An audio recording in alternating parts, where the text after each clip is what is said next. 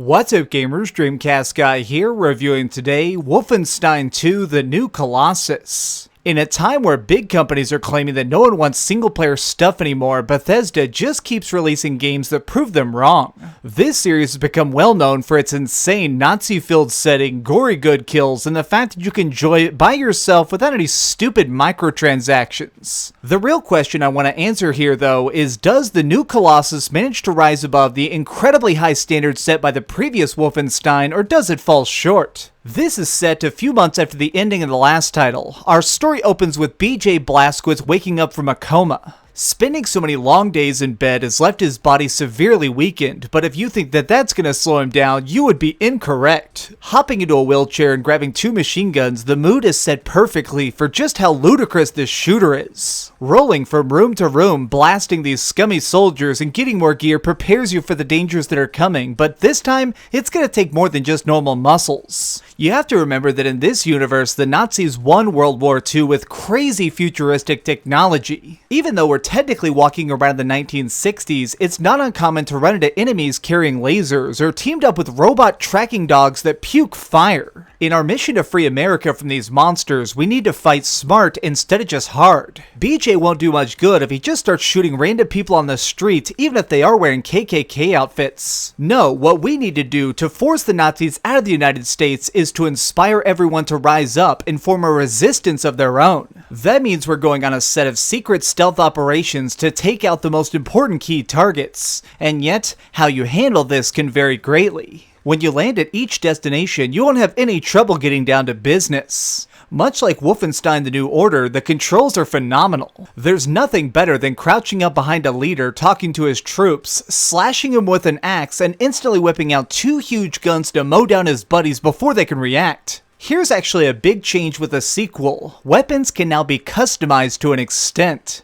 While you're exploring levels, you'll come across upgrade kits that let you slap on extra abilities to your standard arsenal. These add effects like being able to hold more ammo at once, having bullets that can pierce armor, or just putting a scope on top of your rifle so you can aim from longer range. If you only stick to main roads while doing your objectives, you'll find a decent amount of these. However, for the collectors who truly want to max out everything, you're gonna have to dig around. Classic shooters always did stuff like this, where you can speedrun an area if you want, but taking the time to go a little bit slower, you discover that some of the best items are hidden just out of view. Opening a locker and peeking into side spots often rewards you with notes that provide more of the backstory, and of course those sweet upgrade kits. Essentially what I'm saying is, the faster you go, the harder Wolfenstein is, so if you're having some trouble, just take a break, slow things down, and explore a bit so you don't die quite as much. Either way, you are going to get shot to pieces at least on a few occasions, because this is not an easy mode shooter like Call of Duty. Your health doesn't magically grow back, you only get healed by grabbing medkits or scraps of gear off fallen Nazis. The only small chance at help you'll get is that the checkpoints are pretty close together, so even when you fall, even if you get stuck really badly, you can just pick yourself up and try again and again until you succeed. I feel like Wolfenstein balances its difficulty really well. It's hard without being unfair, the maps are big but also contained. Stumbling onto alternate paths and doing side missions does exist here and there, but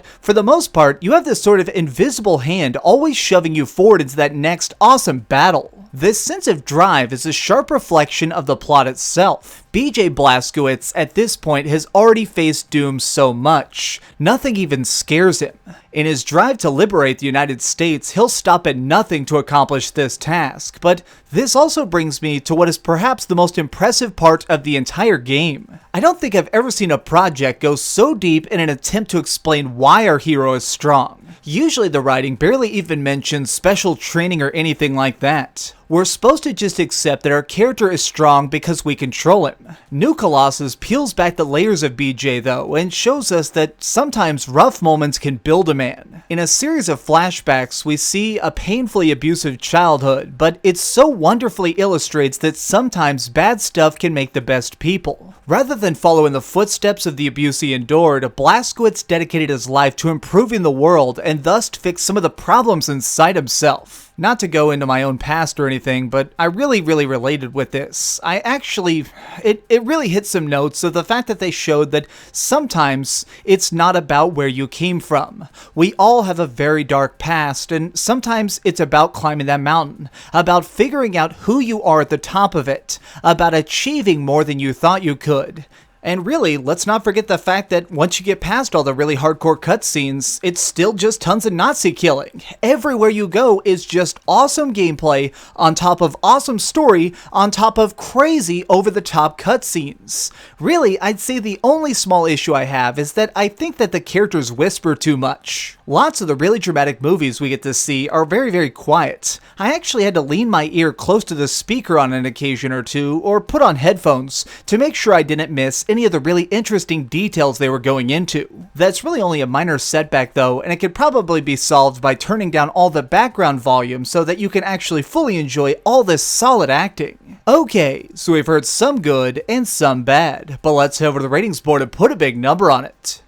I am giving Wolfenstein: The New Colossus a 9.5 out of 10. This game really pressed a lot of buttons for me that I wasn't expecting, and I really liked it. It's become one of my favorite games of the year just because it managed to be different. It didn't worry about what other games are doing. It didn't worry about trying to make great online multiplayer. It just wanted to put you in a weird situation with a big gun in your hand and ask how strong you can be. And for that, I really have to admire it. Pick this game up. I don't care what system you gotta get it on. Xbox One, PS4, or Switch. You need to play this. Thanks so much for watching, gamers. This has been DreamcastGuy with another review. If you enjoyed this video, please give it a thumbs up, share with your friends, and subscribe if you haven't already. But do me the biggest favor of all and keep dreaming. Oh, hey. I was just playing a little bit of Grand Theft Auto on my Darth Vader PSP. Are you curious what I'm going to come out with next? Well, if you click this button, you'll be subscribed to be the first to know. Also, if you click over here and here, you can see my latest review and my latest top 10. I promise, it was super good. Or it was really bad, and I'm sure you can just make fun of me in the comments. Either way, it'll be a lot of fun. Thanks so much for watching.